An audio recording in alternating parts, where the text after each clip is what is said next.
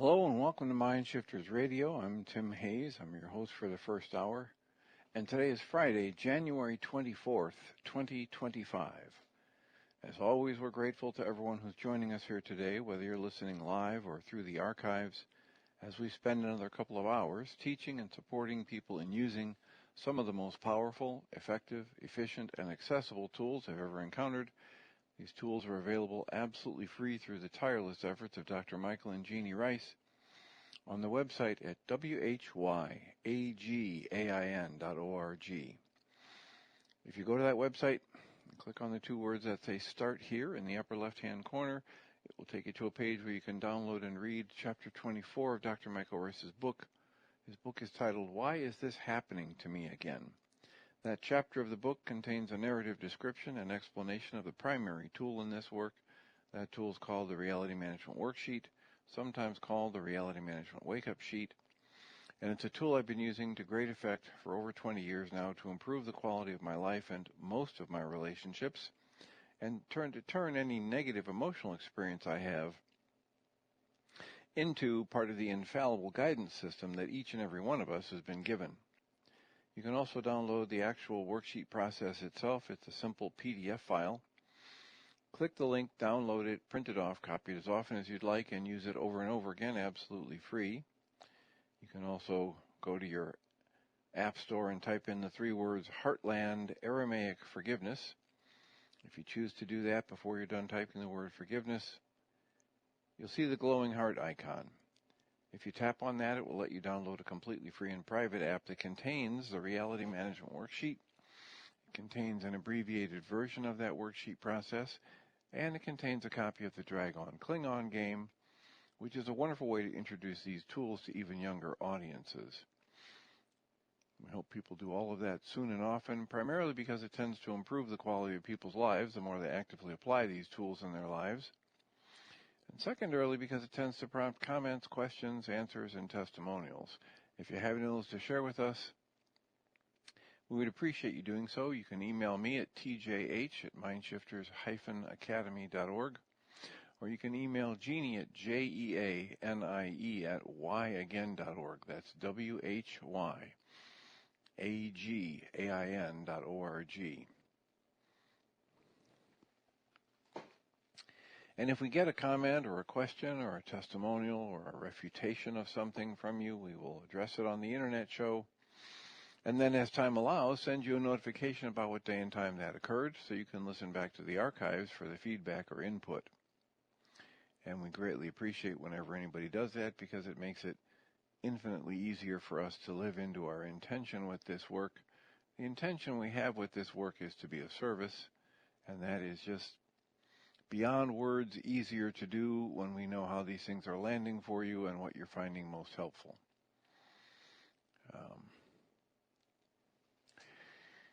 If you're listening at live.needle.com/MindShifters Radio, all one word, we're glad you're here. We're glad you're listening. We hope to be of benefit to you. And if you want to post a comment or raise a hand to talk live to us, you need to download the Needle app. That's NEDL-AI for live radio. And once you download the app and sign in and like the show, anytime we go live, it will send you a notification. And you'll also have the option to type a comment or raise a hand to talk to us directly, talk live. And we would very much like to be able to share some time with you and find your thoughts. It's absolutely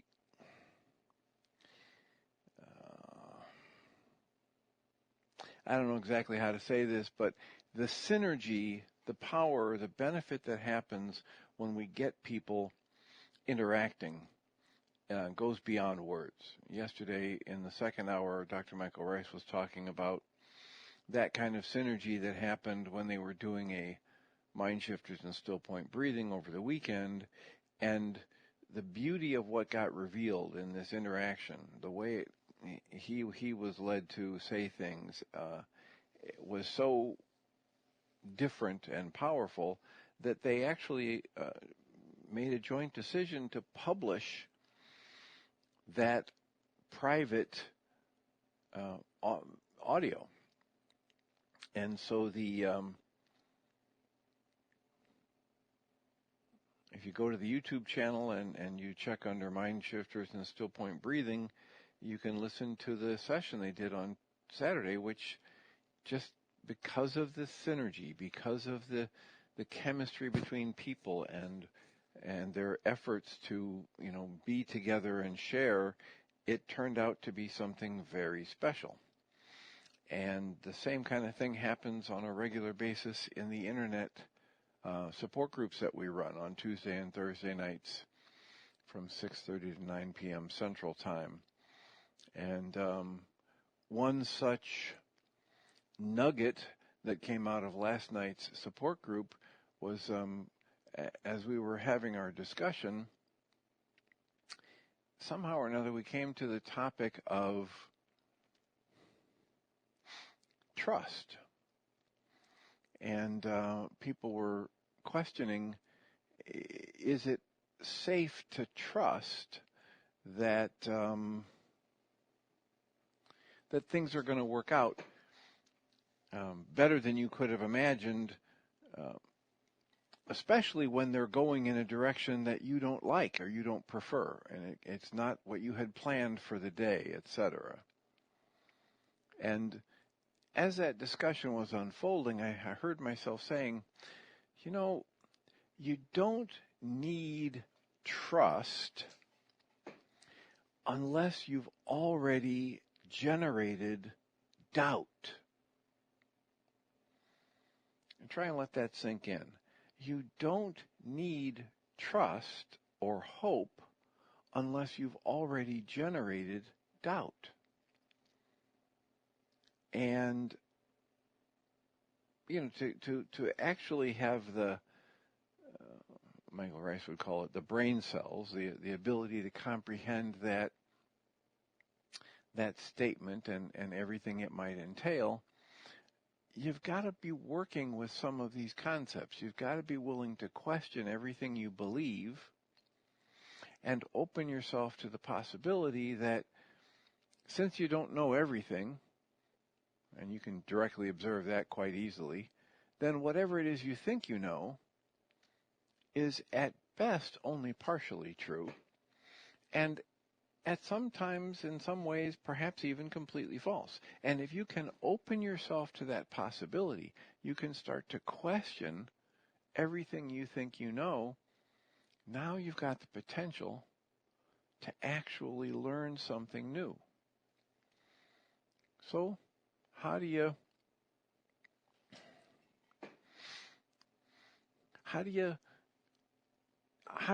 think about hope? How do you think about trust? How do you think about the concept of trusting that everything's going to work out okay? And does it make any sense for you if somebody comes along and says, well, you don't need trust unless you've already stepped into fear or doubt. You don't need trust or hope unless you've stepped into fear, unless you've created doubt.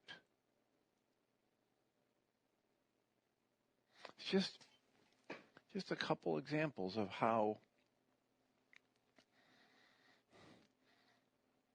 when people are together actively sharing, when minds are joined, when they're communicating, you just never know how things are going to come together. And often they come together in unique and beautiful ways that help us, each of us, question and learn and grow. Last night we were listening to a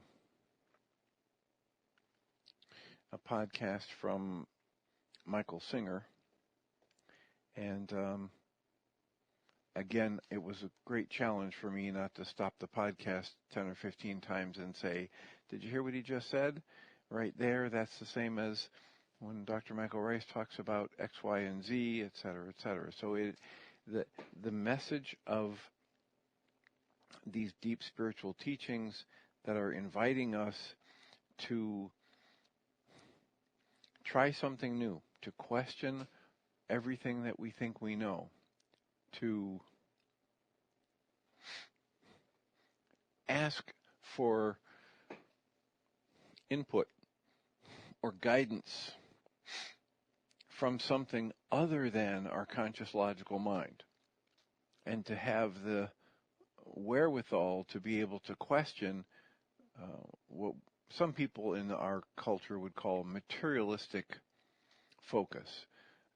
An absolute belief that unless you can see it and feel it and measure it with your five senses, it doesn't exist. If you can call that into question, what might it open you up to? What kinds of life experiences, what kinds of inputs from other energies and emotions and awarenesses might you be able to take advantage of? Well, unless you're willing to experiment with it, you'll never know. And all these deep spiritual traditions are inviting us to that. All these deep spiritual traditions are saying, if you're stuck relying exclusively on what your five senses show you, you're going to live a very limited life. You're going to be missing out on lots and lots of good input and information, which, might be very transformative in your life if you were able to let it in. This idea of living in the question, this idea of asking to be shown, this idea of canceling my need to be right, is built into every reality management worksheet. The core tool that Dr. Michael and Jeanie Ryce offer is that reality management worksheet. And every one of those worksheets has at some level this invitation to give up your need to be right and usher yourself into the experience of living in the question. So the question that arose from last night's group session was, do you really need to trust? Do you really need to have hope in order to move through life expecting that things are going to work out, that life is going to unfold, and that things can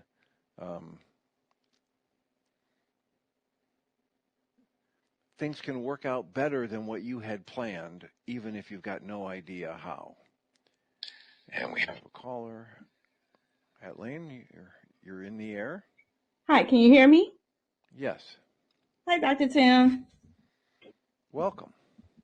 I do have a question. You always mention that your need to be right.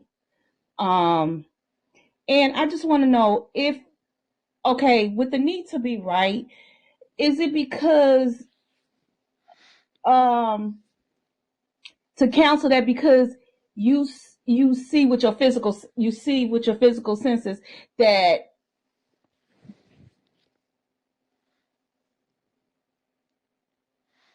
Are you there? Hanh, are you still there? Well, hello, can you hear me? Yes, you can. Yes, you can. Oh, okay, because my phone Yeah, that need to be right. Is it because you counsel the need to see what you actually see in the physical? It's like if something's happening, you see that it's happening. So do you just say, hey, I counsel my need to be right about it? Okay, so let's just back up just a little bit. What is this idea about needing to be right? Why do we have such a strong sense of a need to be right? One way that we make sense of that is that in the culture where most of us have been raised in, we get rewarded for getting the right answer in class or for doing what we think our parents say is right. So we get the rewards when we get it right, according to our parents or our teachers or the police, etc. And we get punished when we do something they think is wrong. If we get the wrong answer in school, we get a bad grade. If we do something our parents think is wrong, we can get punished. So we have these two powerful forces shaping us as we grow in this culture that nurture this drive to try and be right. Does that make sense? Yeah, that makes lots of sense. Okay. Mm-hmm. So now here's the other thing that we hear from these great spiritual traditions. One of my favorites is the thought that says you can either be right or happy. You can't be both. Okay. So that's a thought that cuts through a lot of different spiritual traditions. And then we have the observation that Dr. Michael Ryce he's had in his worksheets for decades now, that goes way back to some of the earliest versions that I was ever exposed to 20 years ago. And the line in the worksheet said, if I'm in pain, I'm in error. And now today's worksheet says, if I'm in pain, my thinking is in error. So he's modified it somewhat because people would push back a lot about being told they're wrong. But it's easier to accept, well, maybe my thinking is off the mark. And so what we understand is that since we're the ones who create our experience of life, we don't necessarily create every experience that comes at us or how the world unfolds, and yet we create our experience of it by how we choose to interpret and respond to it. If I say, oh, that's great, or if I say, oh, that's terrible, I create a very different experience for the same thing. Does that make sense? Yeah. So when I have an upset, I have a physical, a mental, or emotional upset, and I decide to pick up a reality management worksheet so I can change my upset. One of the things I need to do is be able to question, how might I be wrong in what I think I see and in what I'm making it mean? And if I can't give up that belief system about this is bad, this shouldn't be happening, this is terrible, this is going to lead to lifelong disasters, or if I have an idea like that going in my mind, if I can't cancel it, I can't consider other options. What if it's not anywhere near as bad as my mind is telling me? What if things are going to work out better than I could imagine if I just go with the flow and see what is next up in life? So that's the idea of why we would cancel the need to be right and cancel the goal in a worksheet, just so we open our mind to consider other possibilities. Another thing we understand is anytime we're angry, anytime we have a strong negative emotion, the stronger the intensity of that negative emotion, the smaller the picture of the world we're seeing. Our vision gets very focused, very tiny picture. All I can think about is how that person ripped me off, how that person disrespected me, how this is a tragic occurrence, etc. I can't, in that same moment, have joy or appreciation or stay open to how in the next moment as life unfolds, it might give me an opportunity to grow and expand and meet new people, and because I'm so focused on this negative thought that my view of the world gets very, very small. So another reason to cancel my need to be right and cancel the goal is to free up my mind energy to consider new possibilities. Mm-hmm. Does that make sense? That makes sense. That makes sense. Yeah, that makes sense. But one of the things you did mention early about that need to be right, and I kind of felt some energy behind it, is when you are a child and you're in the presence of grown-ups, you want to feel, approved of or whatever, and you want to be right so they can acknowledge you and give you that, assurance, or if you have done wrong in their eyes and they're very upset with you, and whatever comes, the punishment, you want to, that motivates the need to always be right, or Yeah, want to be it's right. conditioned, it's trained into us, right? I Yeah. mean, Yeah. at some level, growing up, it's it's been conditioned into us and paired with the idea of whether or not we're even safe in the world. Right. Yeah. So it isn't that we're giving up any sense of wanting to be right or do the right thing. It's that we understand that when we're feeling angry, sad, scared, hurt, frustrated, guilty, shamed, etc., these energies are making our field of vision very small and narrow. And these energies that we experience as emotions are crafting our perception, actively crafting our perception. And as long as I'm holding on to the idea that I'm right and I'm in rage and I'm in depression and I'm in grief, that means I have to stay in the rage or the depression or the grief, because if I'm Mm-hmm. right and I believe this is what's causing my upset and this thing on the outside isn't changing, then I have to stay miserable. Right. If we're lucky enough to be introduced to questions like this and we understand that my perception is always just an approximation. My perception of the world around me and the meaning of things is almost never 100% right, because it's from a very limited perspective. Mm-hmm. There's all kinds of energies going on around me that my five senses can't register. There's all kinds of knowledge in the world about various subjects and topics and interactions with people and situations that I'm not the least bit aware of. So whenever I'm upset, a really good idea is cancel everything I think I know, cancel everything I think I want, and ask to be shown a different way to interact with life in that moment. So whether something comes to me from a divine inspiration or a creative download or recombining of things that I've already had knowledge of but never thought of them in quite this way before, I open myself to a new set of ideas and perspectives, and then a new set of responses. And then I can try again, can try to do something different. I can try to breathe and soften. I can try a different way to interact with the people around me. We don't know that it's going to, quote, work, close quotes, but at least it won't keep me stuck doing the same thing and getting the same negative results. Right. And on a lighter note with this though, um, it's like, okay, I'll take it like me and my sister.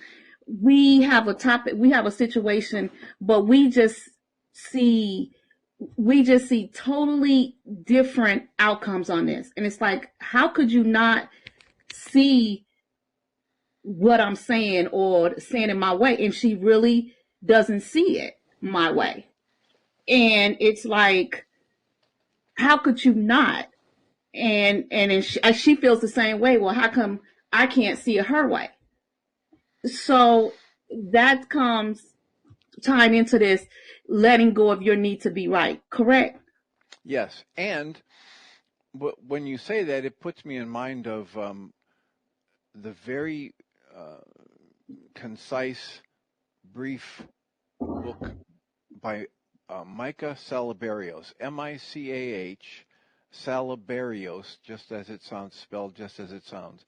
And the title of the book, that I got it on Audible, the title of the book is The Art of Nonviolent Communication. I really don't like the title Nonviolent Communication, but Dr. Rosenberg coined that term years ago and has been writing about it. And in that 1-hour audio book, if you listen to it, he describes how you can do this process. It's very similar to what Dr. Michael Ryce describes in his responsibility communication tool. And and several others that I have read over the years that talk about an effective communication, a set of tools for effectively communicating. And the goal of these things is not to prove who's right or wrong. The goal of these things is to listen to the other person and repeat back to them what they're saying until they say to you, yes, you understand what I'm saying. And the key here is I can understand what you're saying even if I don't agree with what you're saying. I can understand the factors that are created in your mind and in your experience of this situation. And if I can give you that gift of feeling heard and understood, we can feel connected even if we disagree. Does that make sense? Mm-hmm. Mm-hmm. Yeah. That's what came to mind when you talked about your sister, that it isn't about who's right or who's wrong. It's about, can I put myself in the other person's shoes? Can I ask them to help me understand their position and their perspective and work with it enough and feed it back to them enough and have them tell me, no, I got it wrong this way or that way, and work with it back and forth until when I feed it back to them, they say, yes, that's what I mean. You got it. Now, we've got two people taking the time to understand each other, connecting in a respectful way, communicating in what might even be a compassionate way. And now you've got a whole different atmosphere that you can live in and relate to the other person from, and you're not worried about who's right or who's wrong. The primary thing is, I'm trying to connect in a communication with this other person. I'm trying to demonstrate to them that I have respect for them and I have respect for me. And that can be done even if we disagree strongly on some data points or some interpretation about data points. Mm-hmm. Mm-hmm. So if you haven't tapped into it yet, I can recommend that book by Micah Salaberrios quite highly. It's much more efficient and focused than trying to read a book by Dr. Marshall Rosenberg on nonviolent communication, because he's quite a bit more wordy and he's trying to explain the concept from 17 different angles, whereas in that book, The Art of Nonviolent Communication, Micah Salaberrios goes right to the point, and in a 1-hour session of listening, you understand the process, you've got a template for using it yourself, and he gives you a couple different examples of how it looks and feels when it's working and when it's not working.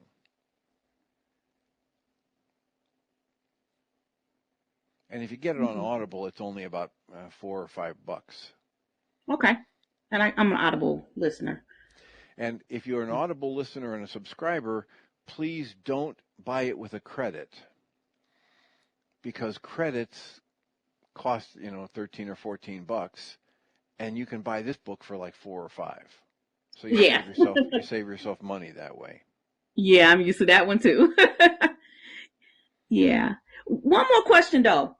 I'm going to take it out of the realm of a personal person that I do know, but something that I totally see outside of myself.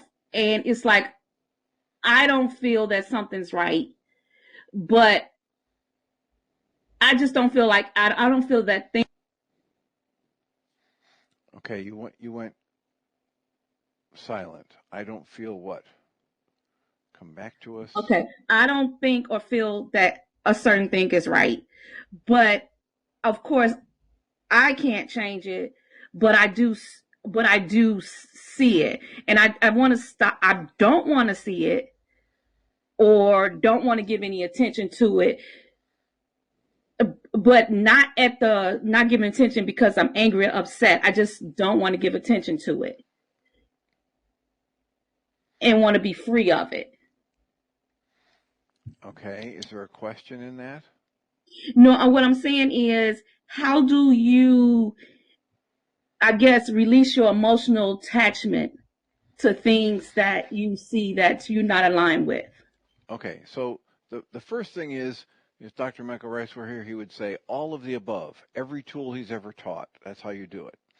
Okay. The most focused way to do it would be to say, pick up a reality management worksheet and identify the emotion that you're experiencing and put that in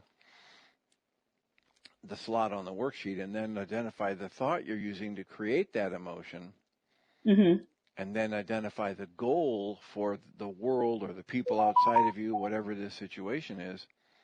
And then when you cancel the thought and the goal and ask to be shown the hidden part of your mind, you're going to find out, or you'll have access over time if you do enough of those worksheets, to the actual dynamic within you that's generating that negative emotion. Okay. One of the core observations in this work is that my emotions are only, always, and forever created by the mental emotional dynamics within me. They're never created by the world or the situation outside of me. Mm-hmm. And one of the ways that I like to talk to people about that is a football game. Did you ever watch a football game? People say, yeah. I say, well, here they are. The team that is backing the fans that are backing the team dressed in red jerseys are on one side, and the team backing the fans backing the team on with the white jerseys are on the other side. And they watch this pageantry, they watch this teamwork, they watch this display of athleticism for 3 hours, and at the end of it, they leave, and half of them are happy and half of them are angry because of what happened on the field, right? Mm-hmm. And they say, yes, just like you did. And I say, no, they're not upset or happy because of what happened on the field. Because if what happened on the field was creating emotions in the people that watched it, they would all have the same intensity of emotion at the same flavor of emotion. Mm. But they're all watching the same pageantry, the same game, the same coordination of events, and half of them generate anger or sadness, and the other half generate happiness and joy. How could that be?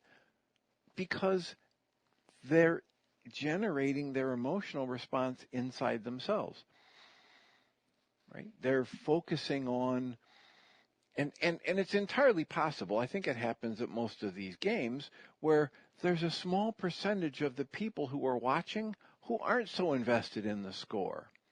I have one friend who loves the marching bands, and she only goes to these games and wants to get a position where she can see the marching band play during the game and at the halftime. And she's much less invested in which team has a higher score at the end of the game. Right. Right? So she's generating a whole different set of appreciation and emotions than the people who maybe bet $1,000 on the game and their team lost. And then Mm-hmm. they generate all kinds of anger and sadness. And so the dynamic in this work that is most fundamental to my eye and ear is this awareness that I'm creating my emotional state always. So now you've got the example of the football game. What about a presidential election? Well, we have a presidential election, and one person wins and one loses, and the people that wanted their person to win and he wins or she wins, they're happy and they're bouncing around.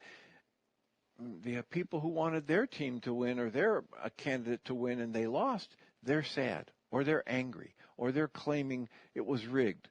And they're generating an entirely different set of emotional experiences. All of us have been trained to blame those experiences on what happens outside of us. This work invites us to question, is that really true? Is it possible for you to, do you consider yourself free? Do you like freedom? I say, yeah, we're an American, yes, we're free. And then I ask people, how can you ever be free if you believe your emotions are caused by people and things outside of you? Mm. Very good point. Very And good. so if you think you're upset about this outside thing, Mm-hmm. and you experience your emotion and you focus on the outside thing, and then you ask me, how can I detach from my emotional response to that? I'm here to tell you, you're not having an emotional response to that outside thing.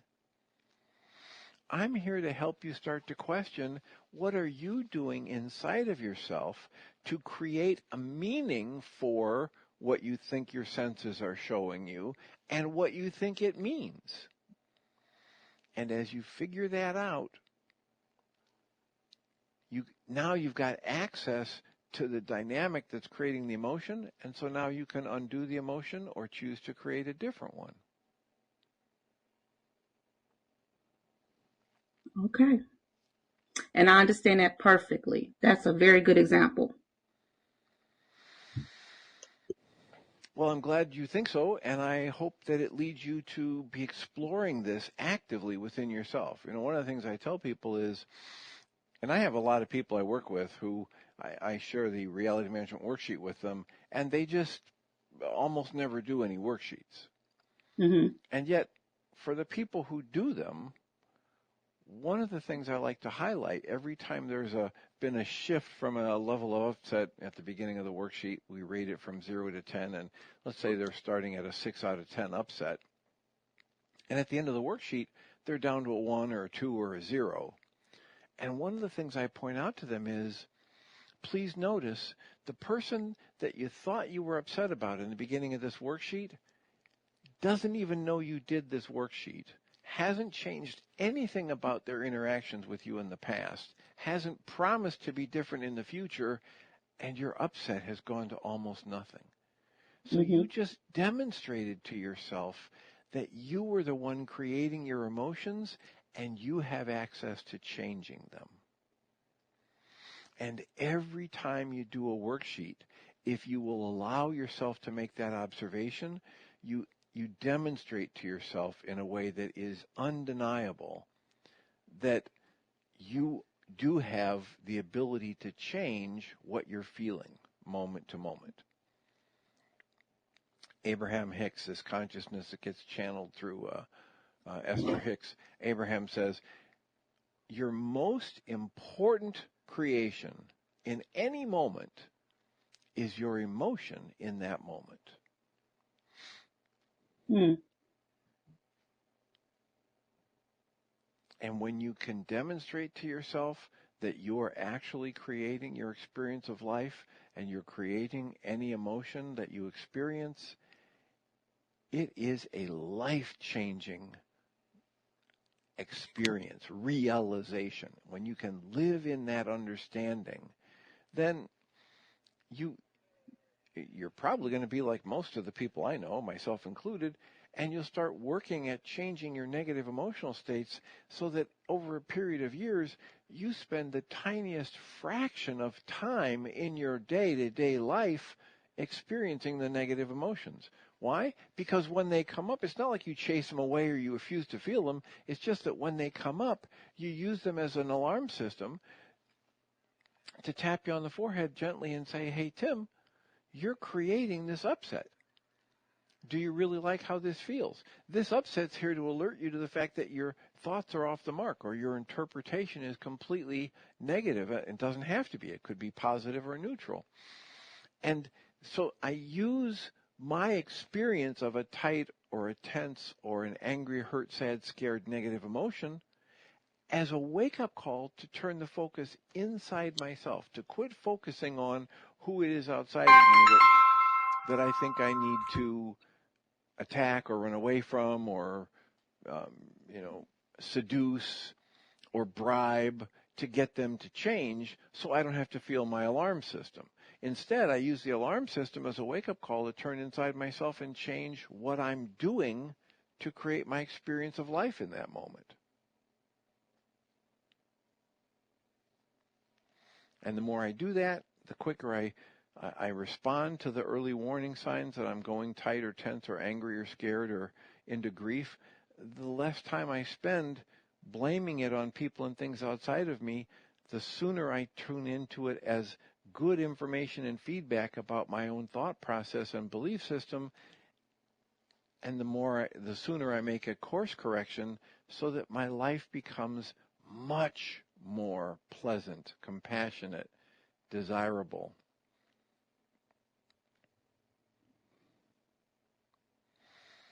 Are you still there, Lane? Yep. Is this Yep. making sense? Very. It definitely is making sense. Okay. Any other comments, questions, thoughts, or observations we can help you with? I'm good. Thank you. All right. Well, I greatly appreciate the call. Thank you so much. And I think you can either hang up and still listen or just stay there and mute your phone so that if you have other activities going on, it won't show up in our sound stream. But thank you so much for the call. It's great to hear from you. Thank you, Dr. Tim.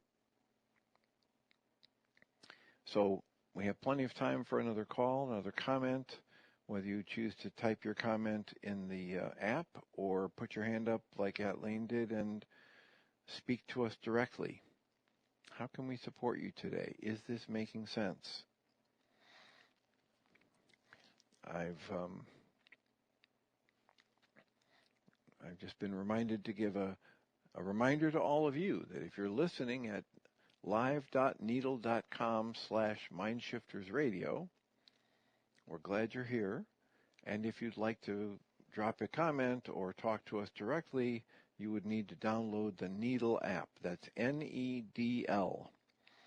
And it's AI for live radio when you find that in your app store. Once you download that, log in, give them some simple information, then you'll have the capacity through the app to call directly like Lane did or type a comment.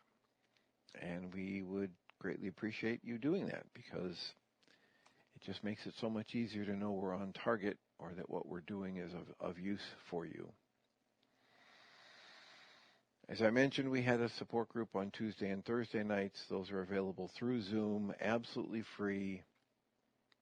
All the information you would need to join us for those is available on the MindShiftersAcademy.org website, and there is a separate login page for each of those days.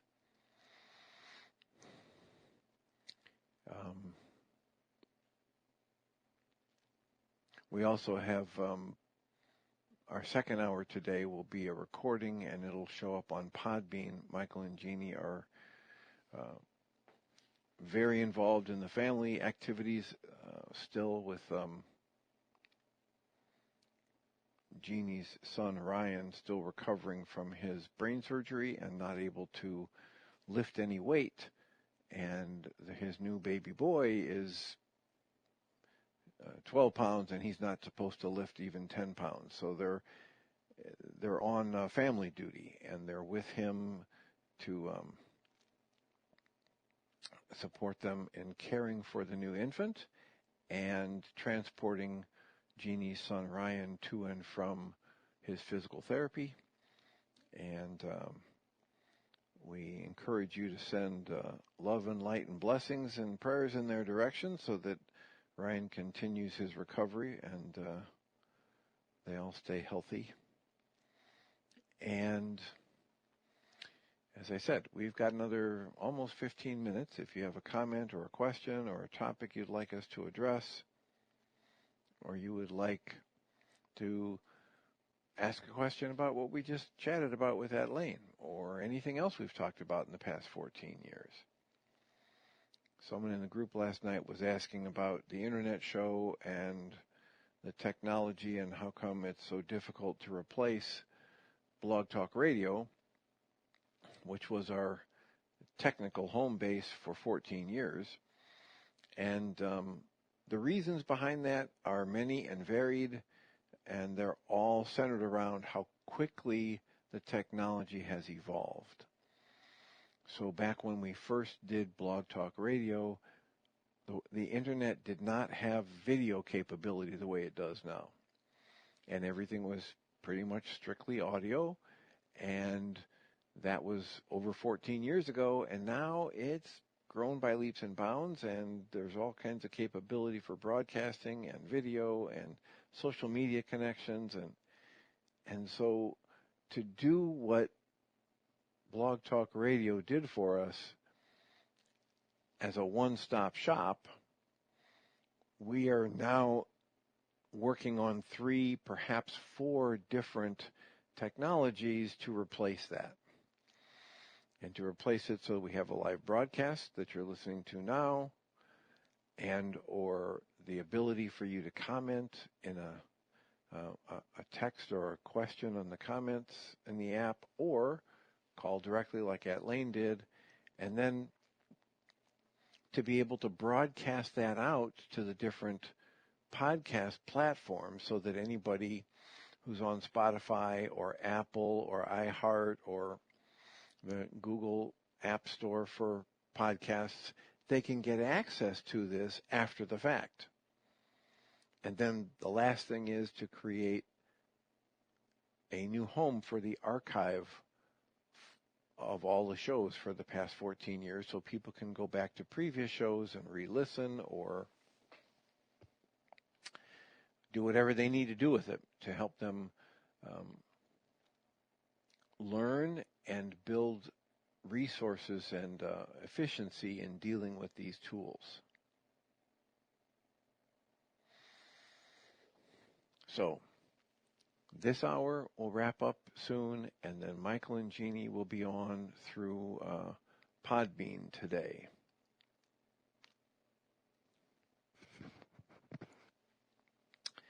And I got a comment from Susan Bingham that said that the host's voice is softer than the client's voice by a lot.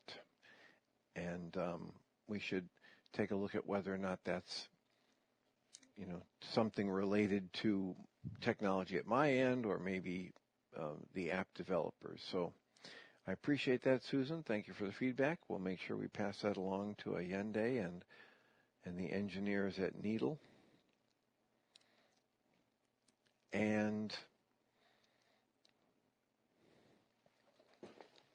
please let us know if you have a technological issue like that may need to be addressed, and or a question about our content. Yesterday I was reading from Thich Nhat Hanh's book titled Being Peace.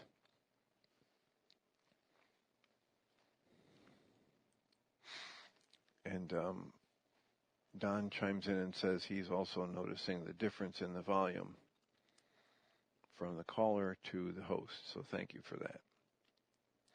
So in the book Being Peace, the next section, the next chapter is titled Feelings and Perceptions. And I'll read a little bit of this to wrap up the show today. Thich Nhat Hanh writes, according to Buddhism, human beings are composed of 5 aggregates. Form, which means our body, including the 5 sense organs and the nervous system. Feelings, perceptions, mental formations, and consciousness. And he says, I would like to explain about feelings and perceptions. He says, every day we have many feelings. Sometimes we are happy, sometimes we're sorrowful, sometimes angry, irritated, or afraid. And these feelings fill our mind and heart. One feeling lasts for a while, and then another one comes, and another, as if there's a stream of feeling for us to deal with. Practicing meditation is to be aware of each feeling. Now, I'll interrupt this and say last night we were listening to Michael Singer. He also talked about this, and the focus of his talk was, what are we doing about our feelings? What can we do? What should we do? How do we do in relation to feelings? And Michael Singer's work is focused on just observing, just allowing it, allowing yourself to be okay even as you're experiencing a very strong feeling. In other words, instead of using my feelings as an indication that someone or something outside of me is wrong and I need to go change them or attack them or run away from them or bribe them or seduce them, instead, I just stay in the seat of observation within my own mind and watch this flow of energy and watch the play of energies around my heart with the full understanding that it's just energy, it's okay, it's going to pass, another emotion's going to come, just like Thich Nhat Hanh just said. They come and they go, and they come and they go. And as they come and go, I don't need to draw a conclusion that says this is bad or wrong or I need to stop this. I am capable of, and I can grow in my ability to, just watch.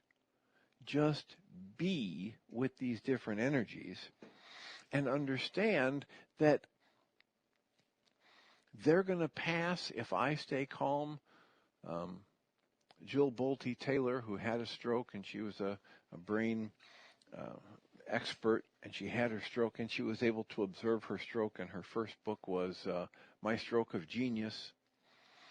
And then she's been involved in writing books and researching ever since then. And one of the things she puts in her books is the research around how any emotion that we experience, as it initiates within us, if we sit and watch it and allow it, and we don't fight against it, we don't keep fighting with the thought that's creating it, we just allow it, those emotional states within us as energies will pass through us in about 90 seconds on average.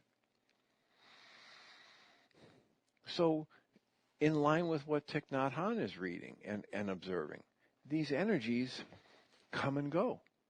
We don't need to fear them. We don't need to jump into action against them as thoughts or energies. We can simply observe them. And if we're observing without the need to change or fix, we can start to see what it is that we're doing from a thought perspective with our mind energy to create or maintain these energies or experiences.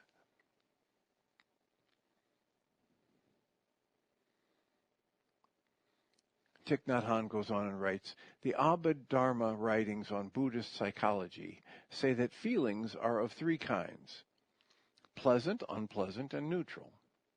When we step on a thorn, we have an unpleasant feeling. When someone says something nice to us, like, you're very smart, or you're very beautiful, then we generate a pleasant feeling. And there are neutral feelings, such as when you sit there and don't feel either pleasant or unpleasant.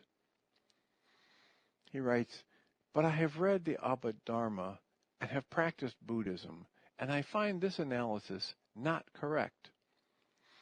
He says, a so-called neutral feeling can become very pleasant. If you sit down very beautifully and practice breathing and smiling, you can be very happy. When you sit in this way, aware that you have a feeling of well-being, that you don't have a toothache, that your eyes are capable of seeing forms and colors, isn't that wonderful? He writes, for some people, working is unpleasant, and they suffer when they have to work.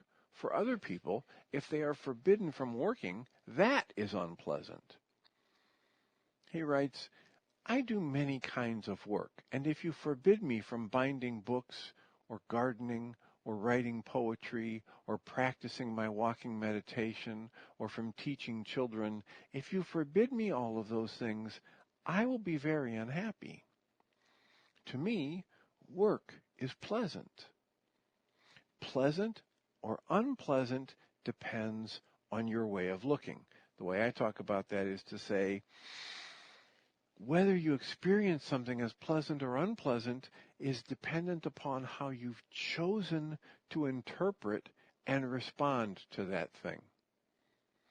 You're creating your experience of life. This is the core of our teaching here.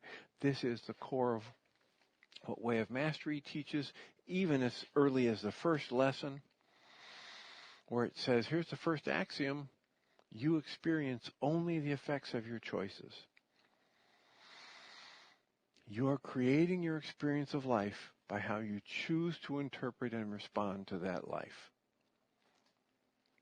So again, as I'm reading from Being Peace, the book by Thich Nhat Hanh, we're finding almost exactly the same observations as we find in Guy Finley's work, Michael Rice's work,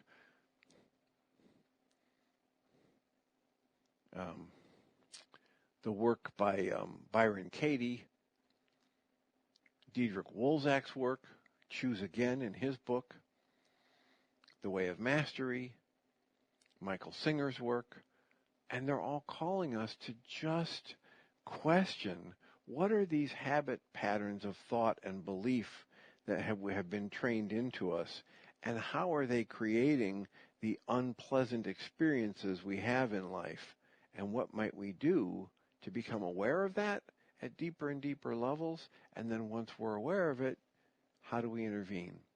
How do we make a shift in what we're doing actively with our mind energy that ushers us into an experience of life that we greatly prefer? So that's what we're here to do and teach people and support people in doing. I'm going to stop there for today. I'm going to remind us all that Michael and Jeanie will have a second hour today broadcast on Podbean, and hopefully they'll be back for next week live shows, the second hour. I'll be back on Monday, as my grandmother would say, God willing, and the creek don't rise. I remind us all that we come from love. We're made of this stuff we call love. We actually are love, and everything else is false. Thanks for being here. Look forward to having you be with us on Monday. Blessings.